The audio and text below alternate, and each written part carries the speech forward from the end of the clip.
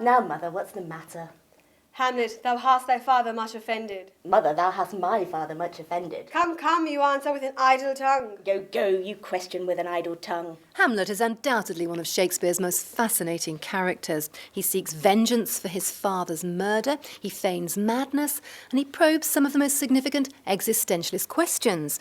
But what it might surprise you to learn is that Hamlet has frequently been played by women.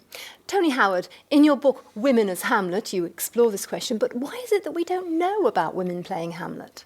Well, in fact, hundreds of women have played Hamlet in different countries over the years.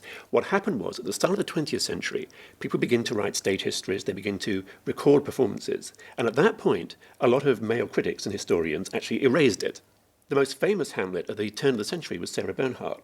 But she, although she was fantastically successful and inspired many, many actresses to play the part, was seen essentially by male critics as ludicrous. Now, many people would argue that Hamlet is a man who has a number of female traits.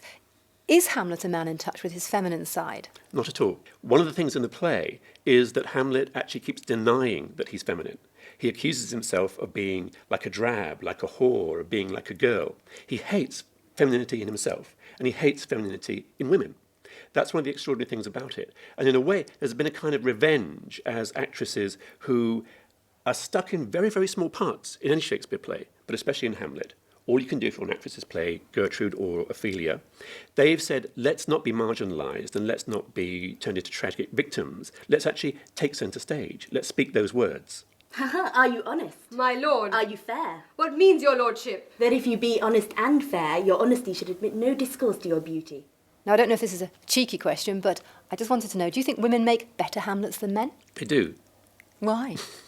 Well, you can't generalise. In fact, I've seen some very, very bad female Hamlets. I've seen more bad female Hamlets than I've seen bad male ones. But I would say the two best Hamlets I've ever seen, and I've seen dozens and dozens having a very sad life, were in fact female performances. To be or not to be? That is the question.